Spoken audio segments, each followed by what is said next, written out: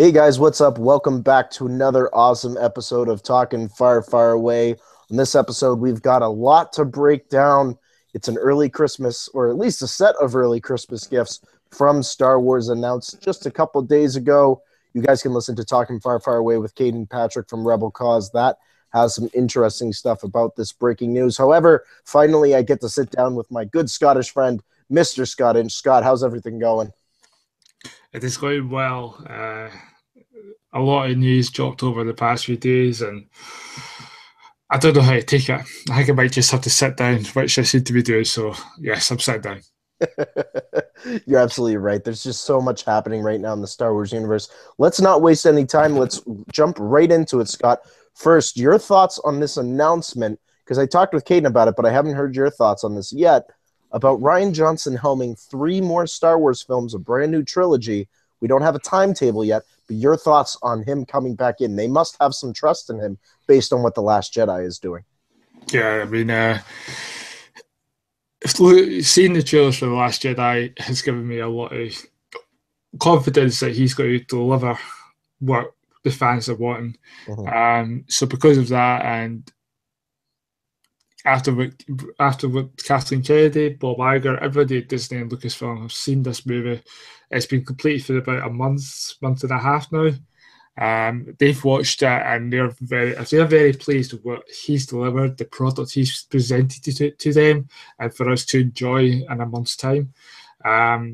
They went, yeah, we're going to take him, Ryan Johnston, and we're going to have him usher in a new trilogy.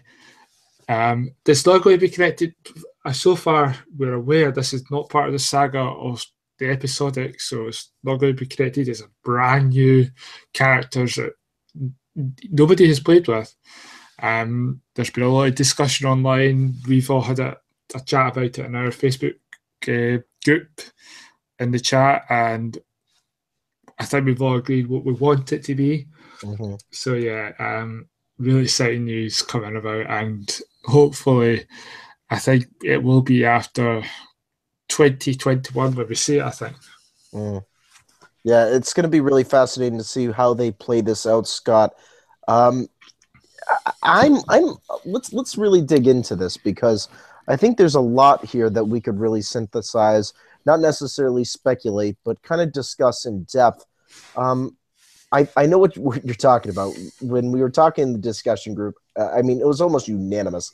Everybody was like, "Yeah, let's do some Old Republic with these next three films." Especially with the tone of The Last Jedi and what Rian Johnson, just through the trailers, what we've seen, I think that's the tone that he's been able to capture here.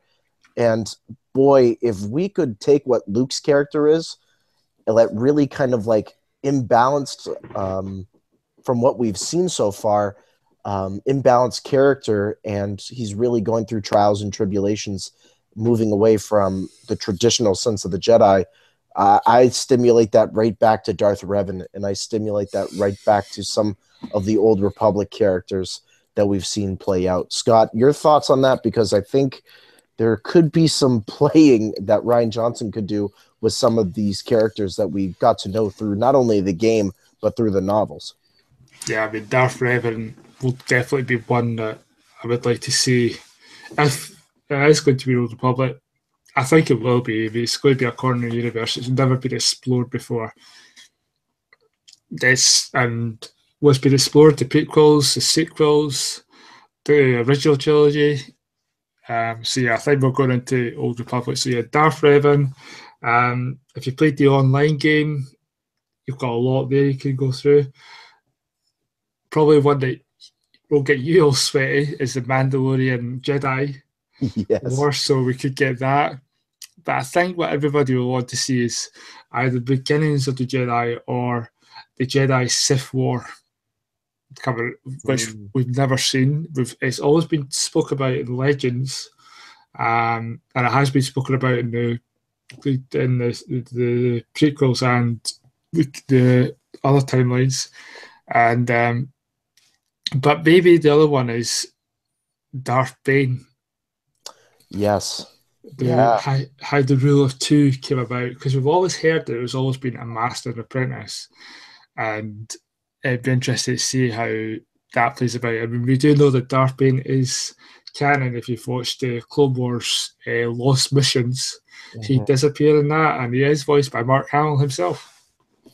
That's true. There is a connection in terms of, popular Star Wars voices and people playing important voices within characters within the Star Wars universe. So I think Darth Bane is somebody that I've brought up with Caden, that I think I've had a discussion with a couple of fans on Twitter, that Darth Bane would be a really, really cool character to break down just because of his significance. Darth Bane in the Rule of Two is what formulated the Palpatine and Vader relationship, and now we're kind of seeing whether it reigns to be true between Snoke and Kylo Ren. That same idea of the Rule of Two, there can only be two Siths or two dark side users in cohortion together at the same time. But Darth Bane would be a really cool person. Scott, let me ask you this, because being novel people and being people who love the Star Wars canon, when I hear them say that these are brand new characters and these are newer stories that we're going to be telling, there's something inside me that says, now hold on a second. For people who don't read the novels and for people who don't really dig into the canon so much, something like the Aftermath trilogy would be considered a new story and new characters cinematically. Yeah.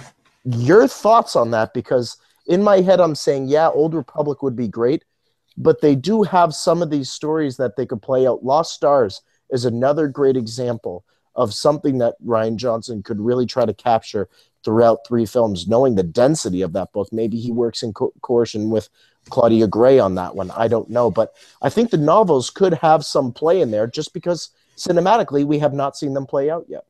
No, I mean, you brought it up. The Aftermath trilogies, other than the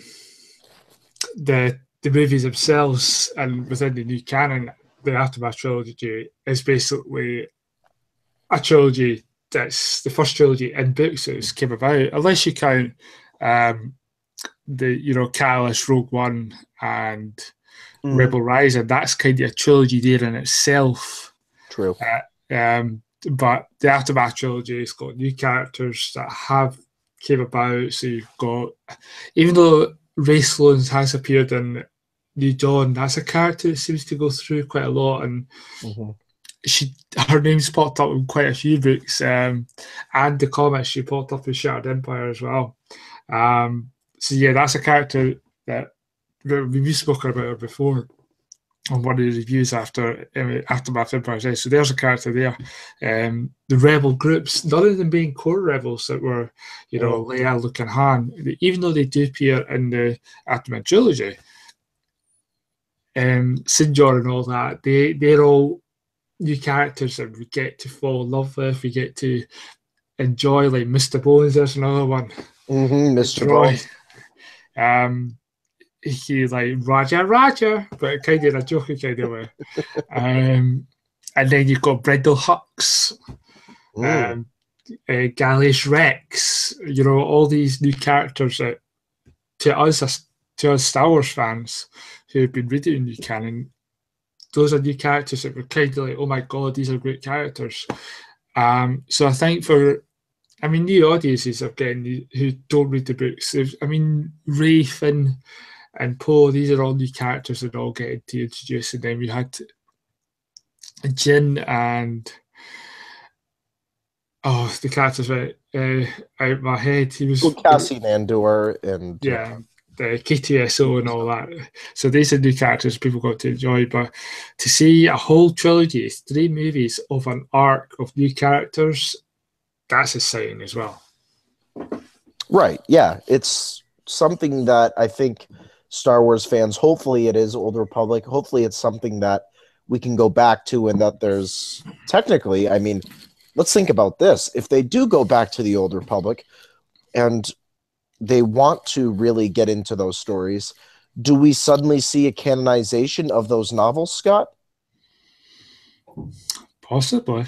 Because I don't see how they can do an Old Republic film or a series of Old Republic films when that lore is sitting there And unless they completely surprise us and rewrite the story of Darth Revan in some ways, which would be fascinating to see how a Rian Johnson could do that.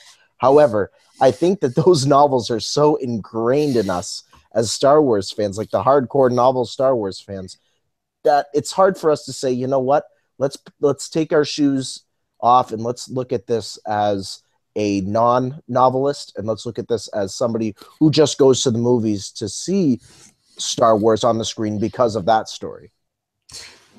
Yeah, I mean, a lot of It's a these. tough line.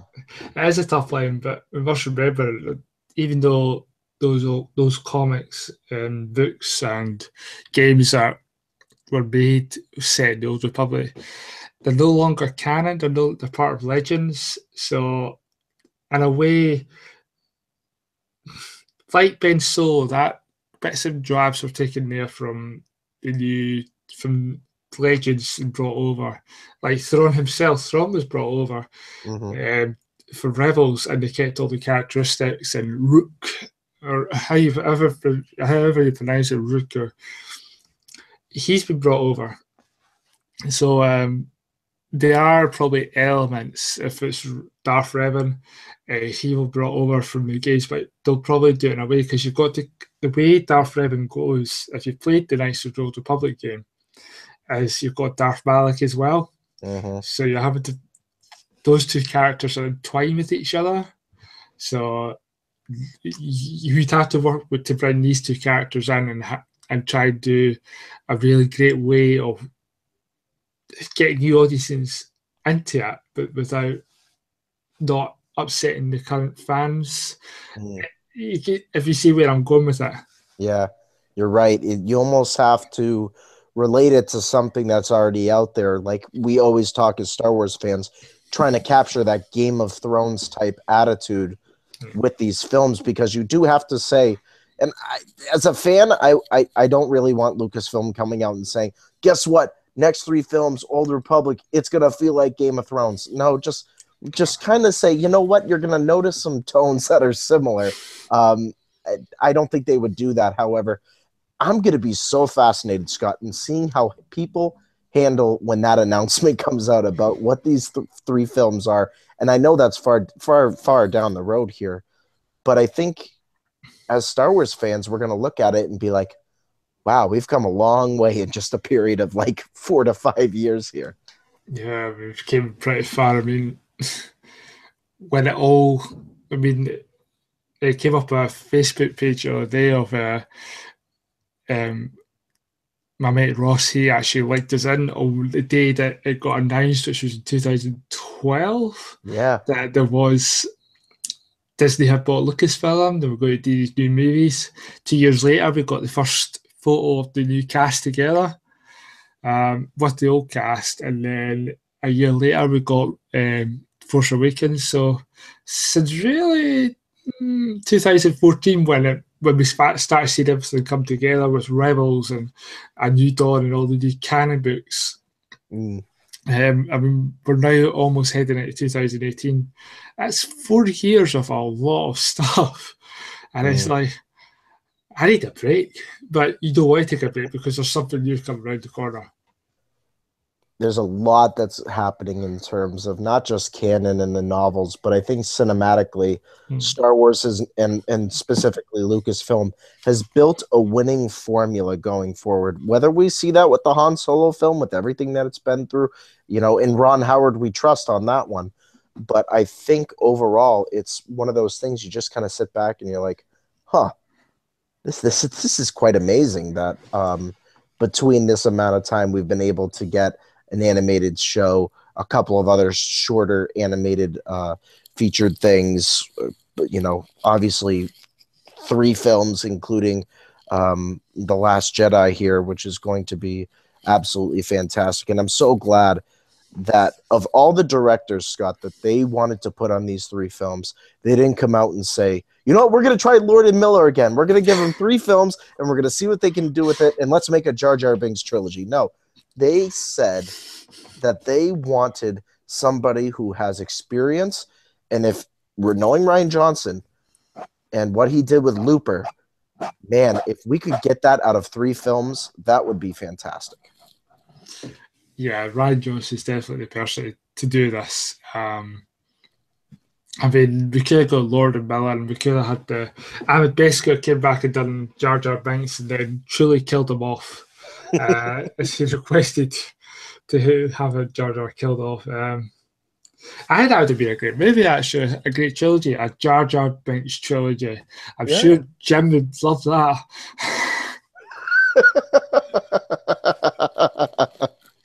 Jim would absolutely love to be spending, $15 a ticket just to go see Misa Haha. I mean, Jim Roberts, big shout out to the man. We put him through the ringer when it comes to Jar Jar Binks and Ahmed Best, and it's one of those things. It's like, would I have liked to have? And guess what, Scott? If they I just said doo-doo. If they do the Star Wars Aftermath trilogy, and you're talking about Empire's End, spoiler alert here, you will get to see Jar Jar cinematically as a clown. Yeah, and I don't think Jim would appreciate that. Misa, so you know tricks? No, I don't think Jim would care for Jar Jar juggling and then suddenly going into a really deep depression, and then suddenly it becomes an internet meme. We don't need any of that cinematically. And I think, it could be an extra Musings of the Dark Side episode if it happens. But Scott, one of the other things I really want to talk about is, which is really cool about this announcement that we got about the Rian Johnson helming the next 3 films, and also the announcement of a live action TV show or a series of shows. I guess you could say it's more of a series that's going to be on the Disney streaming service very, very soon, obviously in the near future. Your thoughts on that announcement, because that is the one that took me by surprise. Yeah, it wasn't announced on the Star Wars website. That's the funny thing. It was announced elsewhere. I think I saw it on collinwood.com, or someone sent me a link to it. I was like, what? And then when I read it, I thought they were going to do, you're going to laugh at this, Monsters Inc. / High School Musical series. I'm like, that'd be awful. I don't want to see that. Star Wars Holiday Special again. With B. Arthur saying, there you go. But no, I'm quite happy about that, actually. There has been talks, especially Christian Harloff over at Collider. He mentioned about it could be the Underworld series that George Lucas came up with about 10 years ago. But he had to put it aside because he knew that the technology wasn't there, or it was going to be too expensive to actually do it. And there was about 100 episodes written for it. If George Lucas wrote it, I think it would just need a wee tiny bit of touch-up. No disrespect to George Lucas. I mean, we all worship the shrine of George Lucas, but his writing can be a bit clunky. If you've read or watched the prequels or read How Star Wars Conquered the Universe, it has mentioned that George Lucas's writing can be a bit clunky. But yeah, I'm looking forward to it. The question is, what kind of series will it be on? And I don't know if we'll get the Disney app over here in the UK. That's the funny thing.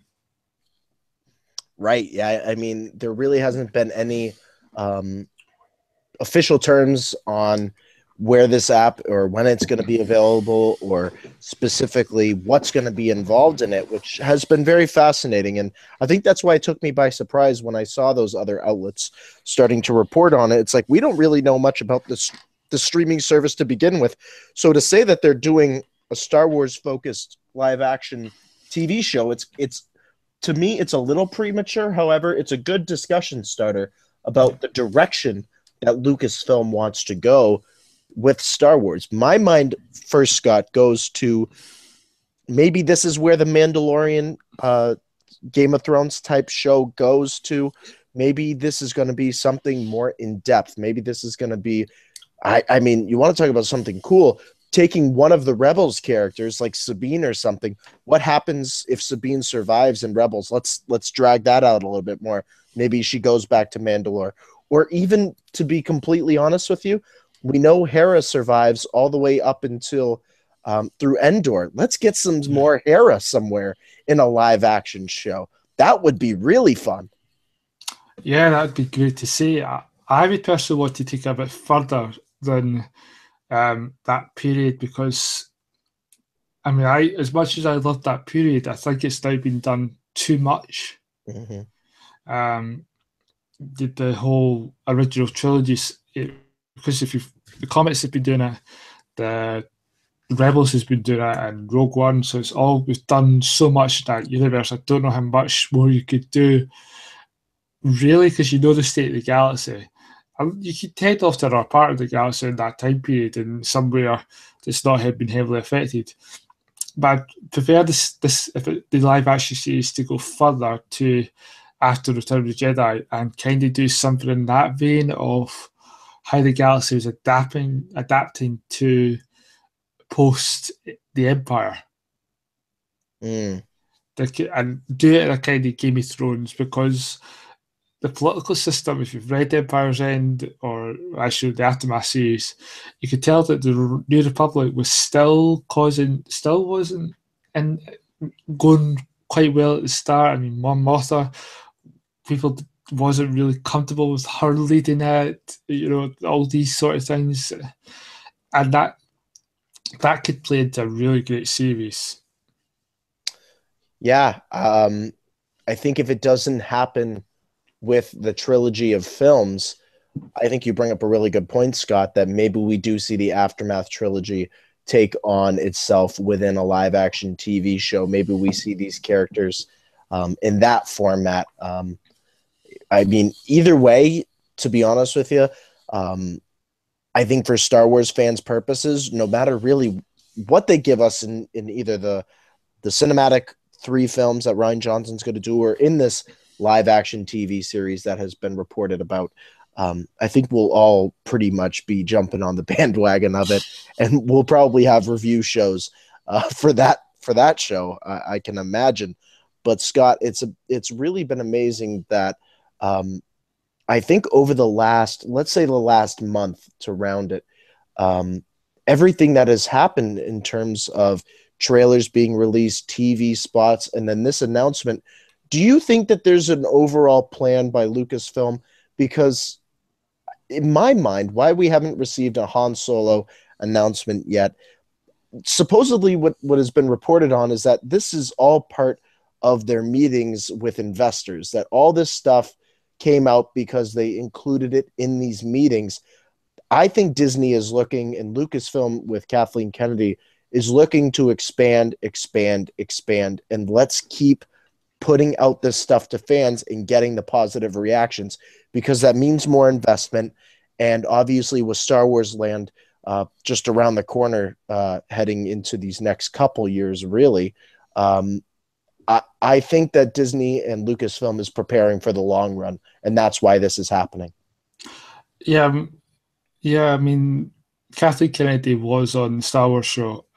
She said that they're planning for the next 10 years.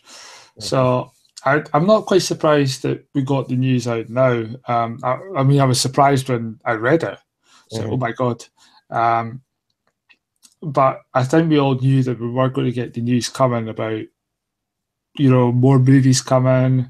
And I kind of also know that there was people talking about after episode 9, give the saga a break.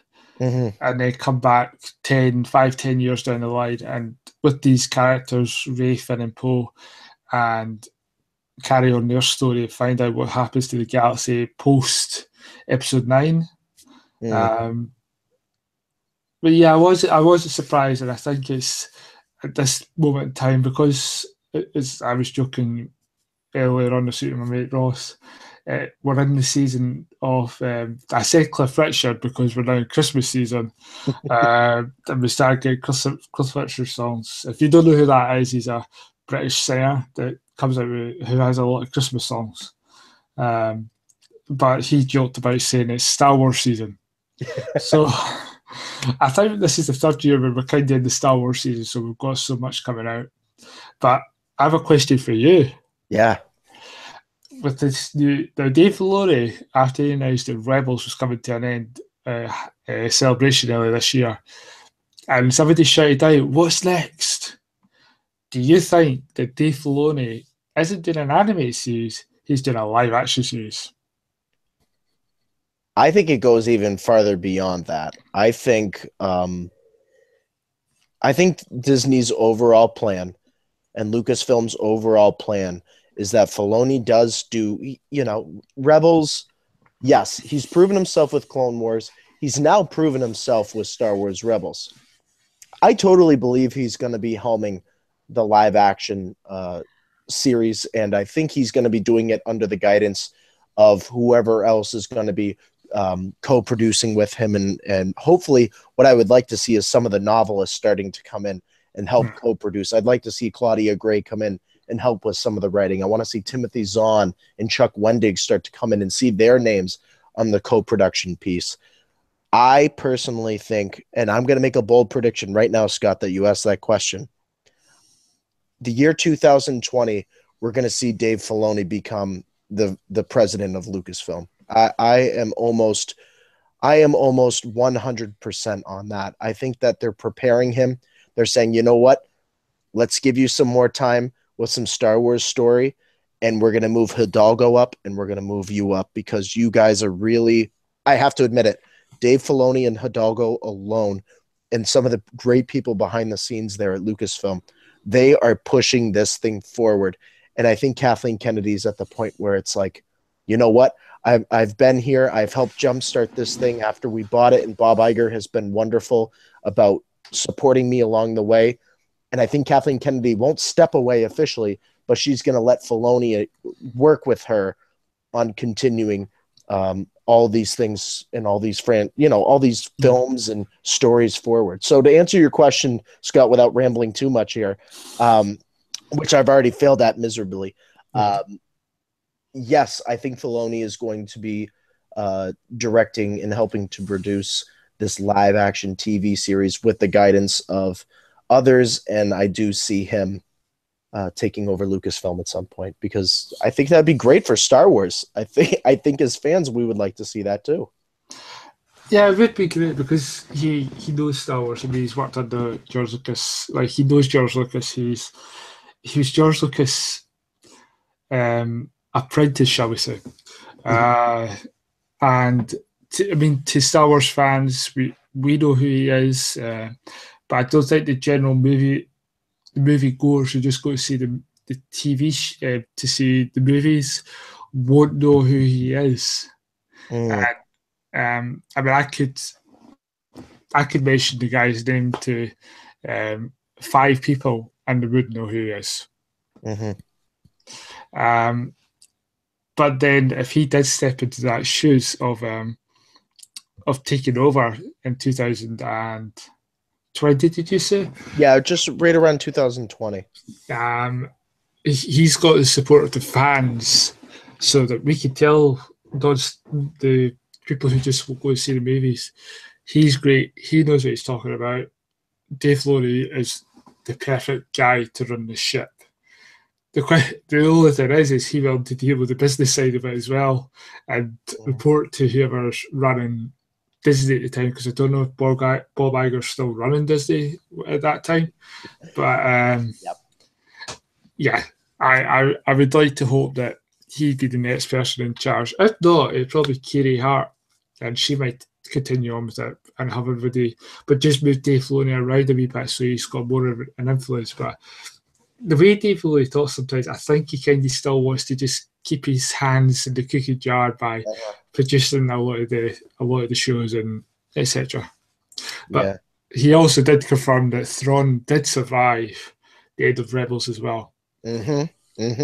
Which also adds a lot more to that character's backstory. And I think it confirms for us as Star Wars fans that, they have some other plans for that character. no matter what direction it wants to go. And I want to make something clear to Star Wars fans. Me saying that Kathleen Kennedy's going to step down in 2020, that's a pretty large order, and my confidence level will probably change over time. And what I truly mean by that for the Star Wars community is that there would be even a chance where if Dave Filoni was to take that seat, that Kathleen Kennedy would go higher up in the Disney ladder, that she would even take over for Bob Iger at that point, because he has so much trust in her. I cannot believe anytime I see a Disney statement or you see some of their annual meeting reports that come out that they release online, it is absolutely amazing. Her name comes up, and there's nothing but positive stuff associated with Kathleen Kennedy. So just to make that clear, is that if Filoni does go up, so does Kathleen Kennedy, and so does her role, because she knows how to run a business. Yeah, I mean, I can just see Kathleen Kennedy and Kevin Feige just sat in a bathtub with money all over them. And then if they get the Fox deal as well, where they buy some of the Fox stuff, more money. So here's to hoping that they get the X-Men and Fantastic Four back. Yeah, because I mean, this has really become a Disney conversation, which I think is important, though, Scott, because with The Last Jedi right around the corner, I mean, again, we've seen so much progression in these films and in the canon novels and everything. Again, they're not slowing down anytime soon. I even sometimes question whether there is going to be a gap between 9 and 10 because of the track that they're going on, between these films. But they have so many resources to fill in that time gap if they choose it, like you said, Scott.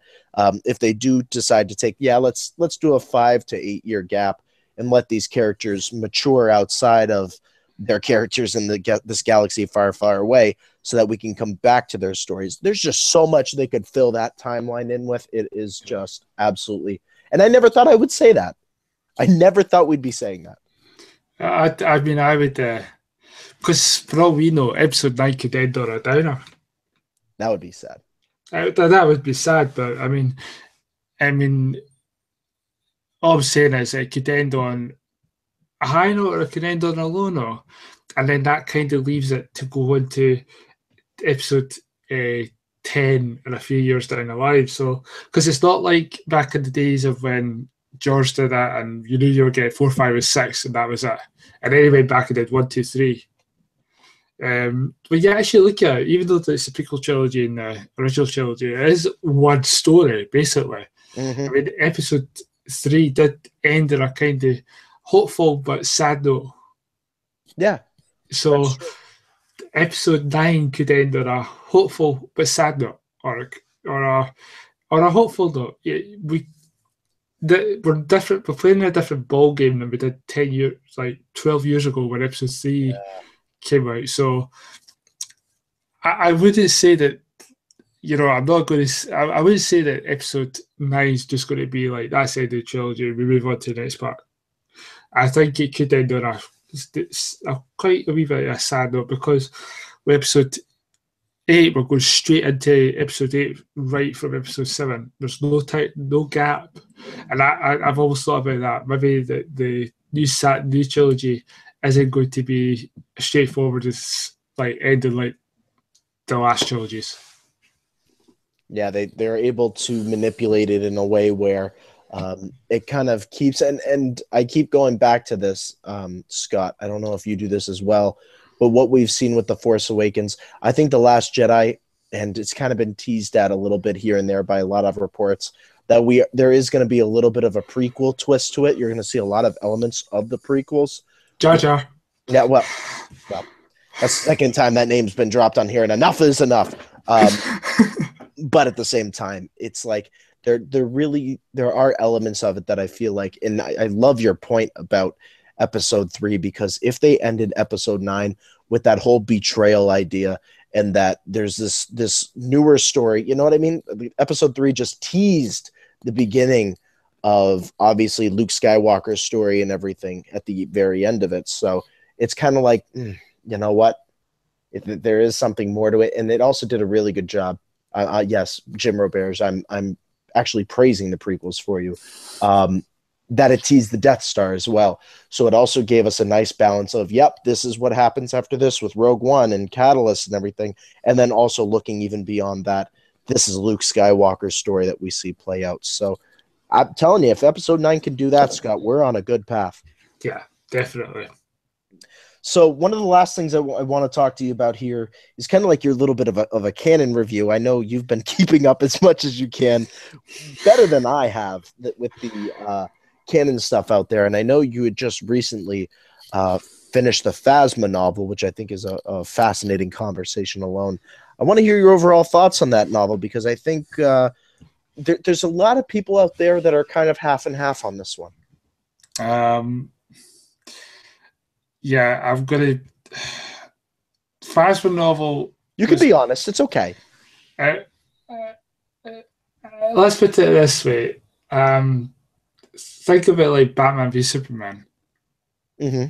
Where you got half of Batman v Superman was great, and don't get me wrong, I really like Batman v Superman, especially the extended edition. Yes, it fills in gaps, etc. But my point is, it was not the book that I thought it was going to be.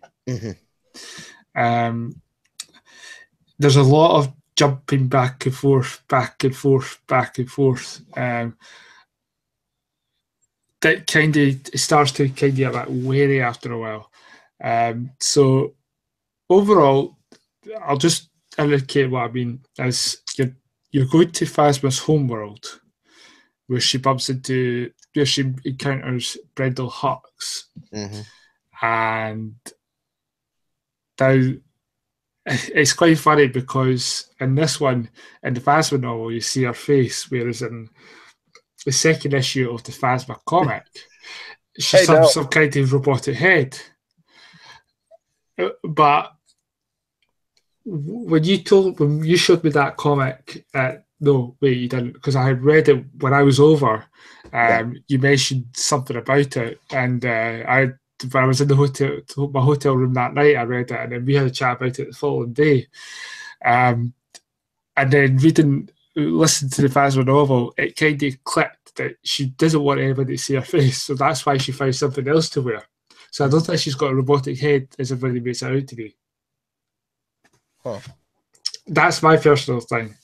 But also, you kind of see her. Phasma is kind of the things I picked up on. She was the kind of the person who would go out of her way to destroy her enemies, and she won't be very. She would stab you in the back. To me, she doesn't seem all that allegiance to the First Order. I mean, for all we know, Phasma could be the overall arc and villain of this saga. Right. It was nice that, I think I told you when that name dropped, Ray Sloan, and I kind of geeked out.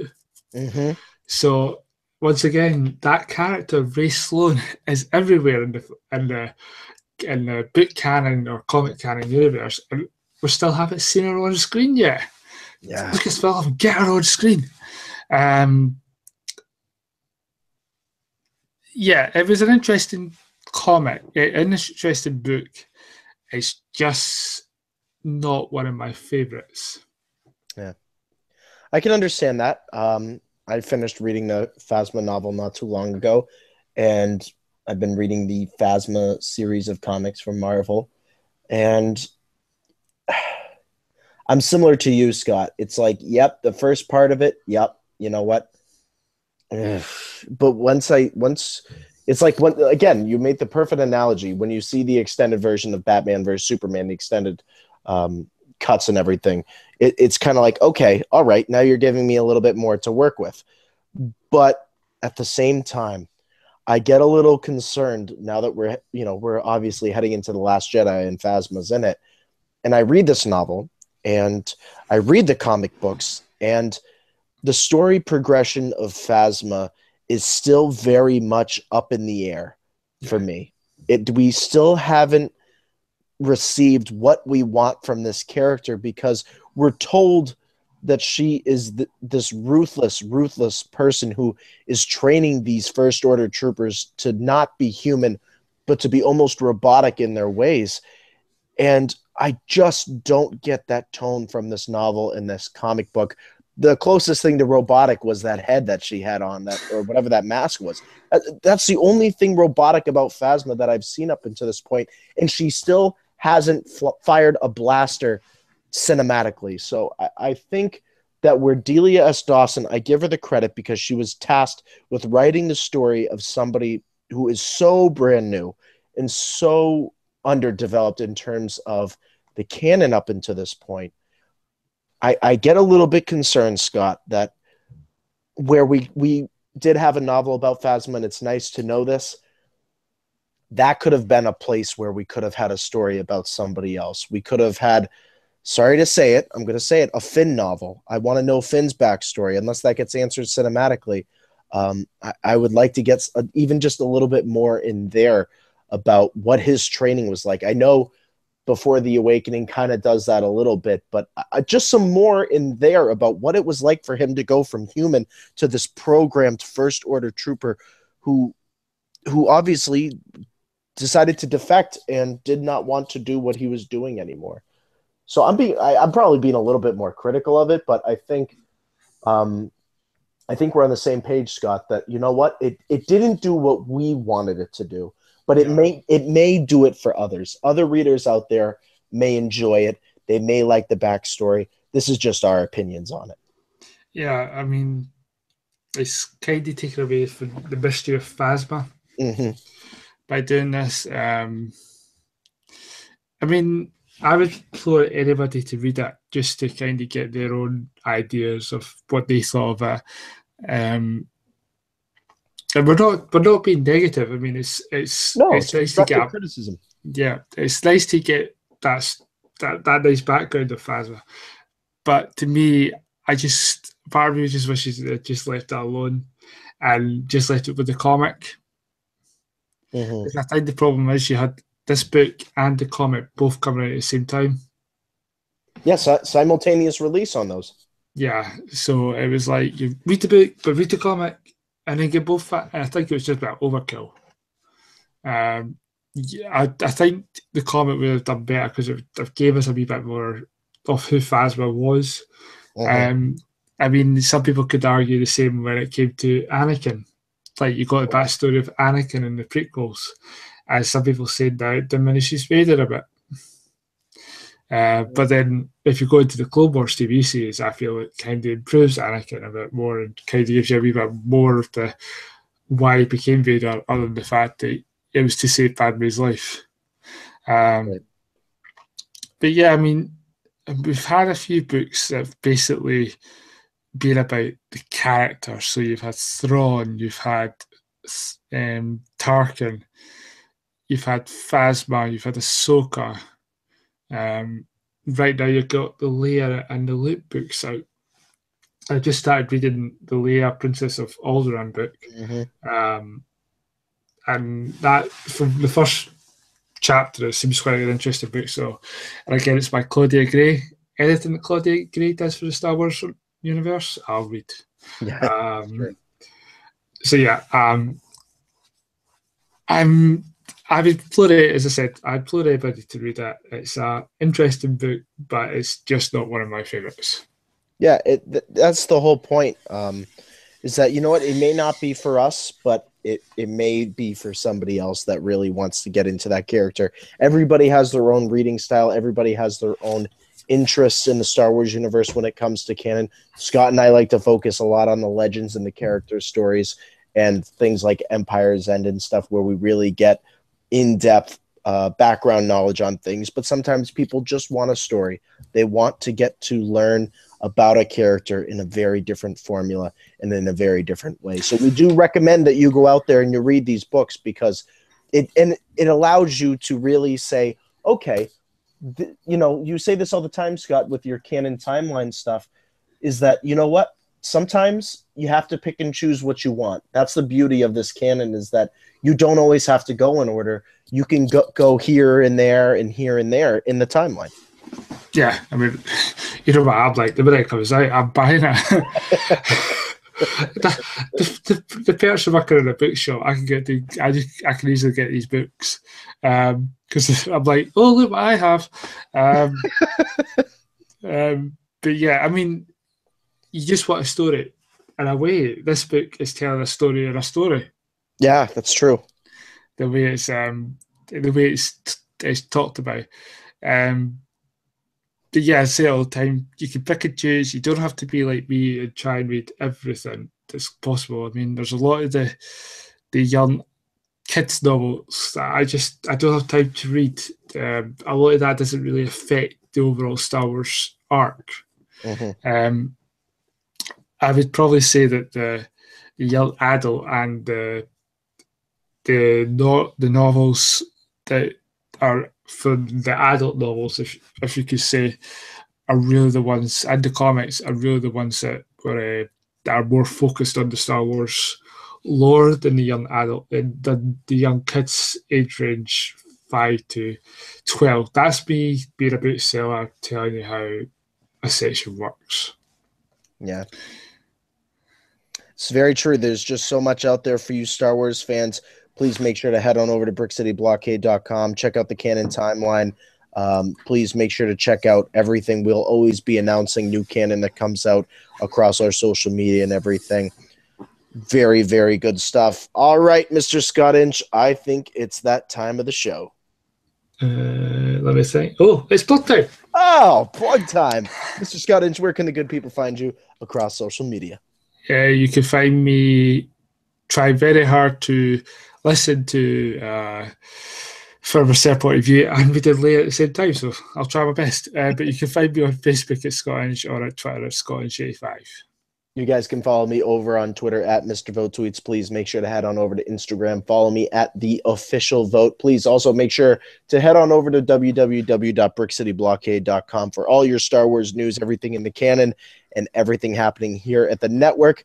And please make sure to head on over to iTunes. Subscribe, rate, and comment for epic guests like Rebel Cause, Xena Duncan, Amy Wishman-Nayland, and many more in the coming future. It is your discussion that drives this podcast network and your fandom that makes it all possible. And the last shout out, please make sure to head on over to tpublic.com. Support the Brick City Blockade Podcast Network by picking up one of our t-shirts. We have Porgus Borg over there. We have our Can't Wait for 8 t-shirt. Scott, I hear you laughing. It's still a pretty cool shirt. We also have, speaking of Thrawn, the Can You Smell What the Thrawn is Cooking, made possible by Mr. Scott Inch himself, who actually rocked that when he came here on Scott's Great American Vacation, which was fantastic, or holiday, whatever. It's the holiday season, so it's been hard for me to decipher the difference between vacation and holiday. When you come over to the UK, I'll sort that out. We'll take care of that real quick. So please, guys, make sure to head on over to TeePublic. Support us that way. We love everything that you guys are doing for us, and we appreciate the support all the way. Thank you guys for listening to another epic episode of Talkin Far Far Away here from the BrickCityBlockade.com podcast network. And as we always say, may the force be with you. always.